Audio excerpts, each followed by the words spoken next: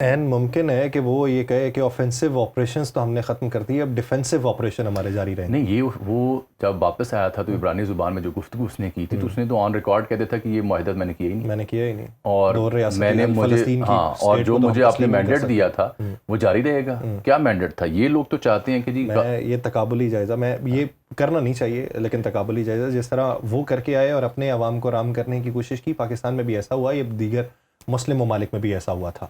اب ہر طرف سے خوشائند اسے کہا جا رہا ہے، بینجامن نیتن یاہو بھی یہی کہہ رہا ہے، ٹرمپ بھی یہی کہہ رہا ہے، مسلم ممالک بھی یہی کہہ رہے ہیں، لیکن عوامی جو پریشر ہے کیا وہ زائل ہو پائے گا؟ ہم جب یہ کہتے ہیں، ایک کہہ دینے کی بات تو ہے کہ بھائی صاحب مسئلہ ان کا تھا، انہوں نے فیصلہ کر لیا۔ میں دو چیزیں عرض کرتا ہوں آپ سے، بہت اہم نقطہ ہے۔ خوشائند جتنا ہے وہ تو ہم نے ابھی تک نکال بیان کر لیے ہیں، جو پرابلمیٹک اور پریشان کن اشاریوں اس جانب بھی ہم جا رہے ہیں، جیسے دو اتحادیوں کا ذکر کیا، کابینہ کے مینڈیٹ کا ذکر کیا۔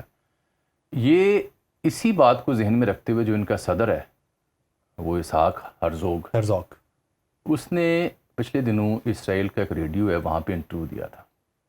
اس انٹرویو میں اس سے جب اسرائیل کی سیاست اور نیتن یاہو کے مسائل کے اوپر بات کی گئی تو نیتن یاہو چونکہ سزا یافتہ شخص ہے، جی اس نے کہا تھا میں اپنا استحقاق استعمال کرتے اس ہوئے کی سزا وہ کیوں کہا؟ وہ اس لیے کہا کہ اس سے یہ خدشہ ہے کہ اگر میں گیا نہیں، اسحاق کو یہ خدشہ ہے کہ اگر بنیامین نیتن یاہو اس معاہدے کی آڑ میں فارغ ہوتا ہے، اس کی حکومت گرتی ہے، تو آبویسلی یہ ایک ڈکلیئرڈ یعنی ایک سزا یافتہ شخص ہے، تو یہ تو اندر ہو جائے گا۔ تو اس لیے اس نے صدارتی استحقاق استعمال کرتے ہوئے اس کے لیے معافی کا اعلان بھی کر دیا ہے، بینگ پی ایم رہتے یہ ہوئے۔ بھی تو ہو سکتا ہے کہ وہ اس کو یہ یقین دہانی کروا رہا ہو کہ اگر تم گھر جاتے ہو، اگر تم گھر جانے کا فیصلہ کر لو تو اس کے نتیجے میں یہ بھی ہو سکتا ہے۔ دونوں چیزیں ہیں، یعنی وہ اس کو بھی، کیونکہ اسحاق بڑا کلوز ایڈ ہے اس کا، یہ اس نے میک شور کیا ہے کہ ان اینی کیس اگر نیتن یاہو کے مستقبل میں اس کی وزارت عظمیٰ اس کے ہاتھ سے نکلتی ہے تو اس کو میں پہلے سے بندوبست کر دوں کہ بھائی تم سزا یافتہ ہونے کے باوجود جیل نہیں جاؤ گے، میں نے تمہیں عام معافی لے کے دے رہا ہوں۔ یہ میں نے نقطہ اس لیے اٹھایا ہے کہ اسرائیلی صدر اس بات کو سمجھ پا رہا ہے کہ کابینہ اور اتحادیوں نے نیتن یاہو کہاں بسایا ہوا ہے، اور نیتن یاہو خود ٹرمپ اور اپنی مقامی سیاست کے بیچ کہاں الجھا ہوا ہے۔ So far Netanyahu was able to manoeuvre around very smartly, کہ یہ بھی رام کر لیا، وہ بھی رام کر لیا، وہاں دھونس دھانتلی کر لی، وہاں ٹرمپ کو بھی اپنی مان مرضی کی باتیں کر لیں، ایک آدھی کال کر دی، قطری وزیر اعظم کو معذرت کی۔ آج ہی میں دیکھ رہا تھا اسرائیلی اخبار نے آج انکشاف کیا تھا کہ وہ جو قطری پی ایم کو جو معذرت کا فون کیا تھا وہ قطر کے پی ایم کے ایک بڑا کلوز ایڈ تھا جو ٹرمپ اور نیتن یاہو کے بیچ بیٹھا ہوا تھا، اس کی مشاورت سے وہ تحریری بیان جو ہے وہ جاری کیا گیا تھا کہ اس حد تک میں بول سکتا ہوں، اس حد تک نہیں بول سکتا۔ تو بوقت ضرورت یہ بندہ کوئی بھی روپ بدل سکتا ہے۔ یہ پرابلم ہے نیتن یاہو کے اندرونی مسائل کا۔ اب مجھے یہ گیج کرنا ہے کہ کیا نیتن یاہو اتنی بڑی ضمانتوں کے بعد، موویوں کی رہائی کے بعد، حماس کے سرنڈر کے بعد، عرب اسلامی ممالک کی حمایت کے بعد، ڈونلڈ ٹرمپ کی وسیلے شخصیت کے بعد اس قابل ہوگا، اتنا متحمل ہوگا کہ وہ دو اتحادیوں اور کابینہ کے دباؤ کے نتیجے میں ان معاہدوں پر عمل درآمد سے انکار کرتے ہوئے دوبارہ آفینس لانچ کر دے؟ So far I don't see it happening, maybe in near future in the name of some defensive operation. فی الحال اسے پیچھے ہٹنا ہوگا، اور اس میں اگر اس کی سیاست جاتی ہے تو اس کا بندوبست اسحاق ہرزوگ نے کر دیا، اقتنو عام معافی لیدر نے۔ لیکن اس کے نتیجے میں ایک اہم سوال، جو دیرینہ خواہش تھی تمام مسلم ممالک کی، جو دیرینہ خواہش ہے ان فلسطینیوں کی، حماس کی، غزہ کے لوگوں کی، دو ریاستی حل، جس سے انکار کلی طور کے اوپر بینجامن نیتن یاہو نے کیا۔ وہاں پہ دائیں بازو والے دیکھیں، بائیں بازو والے دیکھیں، یا پانچ وہاں پہ جو تقسیم ہے یہودیوں کی، اس نقطے پہ وہ سارے متفق، وہ سارے متفق ہیں۔ وہ کہتے ہیں ہمارے بزرگوں کی سرزمین۔ ہاں، تو پھر کیا بنے گا یروشلم کا، کیا بنے گا مغربی پٹی کا، کیا بنے گا گولان کی پہاڑیوں کا، کیا بنے گا؟ میرا خیال ہے کہ یاسر یہ تلخ سوال ہے، اس لیے کہ ہمارے اذہان اور ہماری قیادت ابھی ان تلخ حقیقتوں کو اس طرح کے ادراک کرنے سے قاصر ہے، کیونکہ اس کے اوپر تو ادھر والے بھی، فلسطینی اتھارٹی بھی مختلف، حماس بھی مختلف، غزہ کی سوچ مختلف، فلسطینیوں کی سوچ مختلف ہے، عرب ممالک کی سوچ بھی مختلف ہے، لیکن اس نقطے کے اوپر یہ سارے متفق ہیں، اس پہ متفق ہیں۔ فی الحال عارضی امن جب قائم ہوگا، یہ مسائل جب سامنے آئیں گے تو یہ بنیاد ہوگی اگلے تصفیے کی کہ اسرائیل نے دو ریاستی حل کو ماننے سے انکار کر دیا۔ اس کا ایک فائدہ ہوگا، اس کا فائدہ ہوگا کہ جو ابراہم اکارڈ کے ذریعے ٹرمپ کی خواہش تھی کہ کچھ عرب اسلامی ممالک کو اس کا حصہ بنایا جائے، جب دو ریاستی حل کو اسرائیل قبول کرنے سے انکار کرے گا تو ان ممالک کے پاس ایک تکنیکی جواز آ جائے گا کہ حضور وہ تو من نہیں رہتے سانوں کے میں کسی چھپا رہے. تو ایک تکنیکی جواز آ جائے گا جو کہ فی الحال دستیاب نہیں تھا. So this will help Arab Islamic countries to buy a line. Otherwise اس امن ڈیل کے نتیجے میں جو ٹرمپ کا اگلا پلان ہے وہ یہی تھا کہ ابراہم اکارڈ کو فردر اسٹرینتھن کر کے اس کو آؤٹ لے کر کے عرب اسلامی ممالک کو اس کا حصہ بنایا جائے اور ایک دوسرے کو تسلیم کروانے پر بحث کی جائے یا آرگومنٹ دیے جائیں. کئی ممالک سافٹ حامی بھر بھی چکے تھے. ہماری پوزیشن البتہ اس سے مختلف ہے.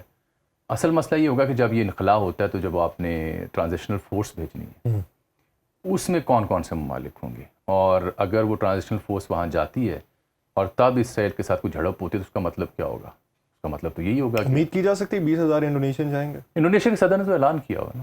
اب ایک ویسی بات ہے کہ بھائی جان ہم بندے دے دیں گے یا اتنے بندے ہم دے دیں گے. نہیں, انہوں نے تو اعلان کیا ہوا سب سے بڑے ملک ہونے کے ناطے. میری اطلاع یہ کہ 3-4 اور ممالک نے بھی اعلان کر رکھا ہے جو کہ پبلک نہیں کیا کہ ہم بھیج دیں گے. مقصد تو اس معاہدے کے تحت یہ ہے کہ ان کی ٹریننگ کرنی ہے, پولیس کھڑی کرنی ہے اور ان کی ریہیبلیٹیشن اور ریکنسٹرکشن میں معاونت کرنی ہے. اصل مسئلہ اس کے بعد شروع ہوگا کہ ٹونی بلیئر اور ٹرمپ کی قیادت میں جو ٹرانزیشنل سیٹ اپ بننا ہے لیفٹنٹ گورنر کے روپ میں, وہ سیٹ اپ جو ہے وہ یاسر غزہ تو بیٹھے گا ہی نہیں. میں اس سے پہلے بات کرتا ہوں. ٹونی بلیئر کے اوپر آمادگی کا اظہار ہو جائے گا؟ نہیں, ہونا نہیں چاہیے. اس لیے نہیں ہونا چاہیے کہ وہی ٹونی بلیئر ہیں جس نے 2003 میں کہا تھا کہ کیمیائی ہتھیار ہیں عراق میں, اور جس نے بعد میں معذرت کی تھی. تو عرب ممالک تو سارے تو اس کے خلاف ہیں. میں بتاتا ہوں, عرب ممالک کا ٹونی بلیئر کے بارے میں ون لائنر کیا تھا؟ شیطان نہیں, وار کرمنل ہے. وہ شیطان والا لفظ جارج گیلوے کا ہے جو اس کا اپنا کسی لیبر. اچھا, جارج گیلوے کبھی لیبر کا تھا.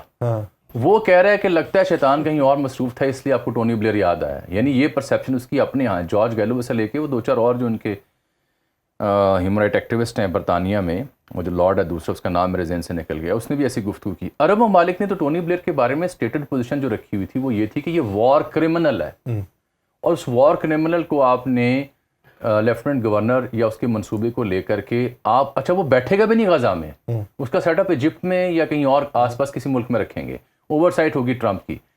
یہ فلسطینین اتھارٹی جب تک وہاں پہ پراپر کسی ایڈمنسٹریٹو یونٹ میں نہیں بیٹھے گی with the help of police and force, تب تک گڑبڑ کا خدشہ رہے گا. فی الحال مجھے صرف 2 چیزوں پہ رلائی کرنا ہے. ایک یہ کہ یہ شہری آبادیوں سے اسرائیلی فورس کا انخلا ہو, دوسرا موغویوں کی واپسی ہو, اور یہ جنگ بندی ہو. وہاں پہ جنگ بندی از دی موسٹ امپورٹنٹ تھنگ, کیونکہ آج جب میں آپ سے مخاطب ہوں, آج صبح بھی 10 فلسطینی کو شہید کیا گیا, اور جب سے یہ ڈیل سامنے آئی تھی ان کے حملوں میں تیزی آ رہی تھی کہ ہمیں نہیں پتا ہم نے کب بند کرنا ہے. So day and night they were carrying out strikes باقی بچ جانے والے علاقوں میں. مجھے یہ ہے کہ بس یہاں کس طریقے سے ڈیل ہو, اور مقامی سیاست جو میرے ملک کی ہے ان کے لیے صرف ون لائنر یہ ہے کہ یہ حماس کو, فلسطینی اتھارٹی کو اور غزہ کے لوگوں کو فیصلہ کرنے دیں انہیں کیا چاہیے. اگر وہ ایسے کسی معاہدے پہ مطمئن ہیں, اگر وہ ہتھیار ڈالنے پہ تیار ہیں, تو برائے مہربانی آپ مامے چاچے نہ بنیں. اچھا, میرا ایک آخری سوال. جی پلیز. یہ ابھی ماضی قریب میں وہ لوگ جن کا انخلا ہوا اور وہ جنوب کی طرف چلے گئے, یا وہ لوگ جو ماضی بعید میں چلے گئے تھے وہاں پہ, کیا وہ لوگ بھی واپس آ سکیں گے؟ ان کے لیے راستہ کھولا جائے گا, یا ابھی جو وہاں پہ موجود ہیں صرف ان کی ریہیبلیٹیشن یا ان کے بندوبست کے اوپر بات ہوگی؟ یہ ایک اہم سوال. جو جا چکے ہیں میرا خیال ہے کہ وہ اسی میں عافیت جانیں گے, بد دلی اور بدقسمتی کے ساتھ. جو انفیکٹ جو ریئل اسپرٹ ہے اس معاہدے کی, جو ہم نے پہلے 20 پوائنٹ پڑھے تھے پہلے شروع میں, اس اسپرٹ کا مطلب تو یہی تھا کہ ان کو آباد کیا جائے گا. لیکن کیا وہ لوگ اس میں عافیت جانیں گے کہ ہم چھوڑ گئے اس جگہ, دوبارہ یہ ملبے کا شکار ہو سکتی ہے ان کو؟ They are all dependent on the new setup to be in the Gaza. یہ غزہ کا سیٹ اپ ریکنسٹرکشن اور ریہیبلیٹیشن کے ساتھ, ریہیبلیٹیشن کا جملہ لکھا ہوا تھا, اس میں لفظ لکھا ہوا تھا. ریہیبلیٹیٹ کا مطلب یہ ہے کہ آپ نے بسانا ہے, بسانا وہ لوگ جو چلے گئے. تو بسانے کے لیے پھر سرمایہ انویسٹمنٹ چاہیے. اس سلسلے میں سارا تکیہ عرب اسلامی ممالک کے اوپر ہے کہ تباہی کرے اسرائیل اور بسائیں ہم. چلیں یہ بھی ہو جائے گا, لیکن اس میں وہ تو تباہی کر کے چلے گئے, بھگتیں گے ہم. میرا نہیں خیال کہ جو جا چکے ہیں, جو اپنے وطن سے محرومی ہوتی ہے اسے غریب الوطنی کہتے ہیں. غریب الوطنی کا جو المیہ ہے یاسر, وہ اس سے بڑا المیہ تاریخ میں شاعروں نے دریافت نہیں کیا کہ اپنے وطن اپنی سرزمین سے دوری جو ہے وہ بھی مجبوراً بامر مجبوری. آپ یہاں پاکستان میں چیک کر لیں نا کہ وہ لوگ جو بٹوارے کی وجہ سے پاکستان آنے پہ مجبور ہوئے, ان کی اولادیں آج بھی اپنے آباء و اجداد کی جو جنم بھومی ہے ان کا ذکر کرتے ہوئے جذباتی ہوتی ہیں. اور یہ تو وہ لوگ ہیں جن کا اپنے سرزمین سے صرف تاریخی تعلق نہیں ہے, مذہبی تعلق ہے, روحانی تعلق ہے, ہر لحاظ سے تعلق ہے, اور ان کے اوپر کیا بیت رہی ہوگی اللہ ہی جان سکتا ہے. وہی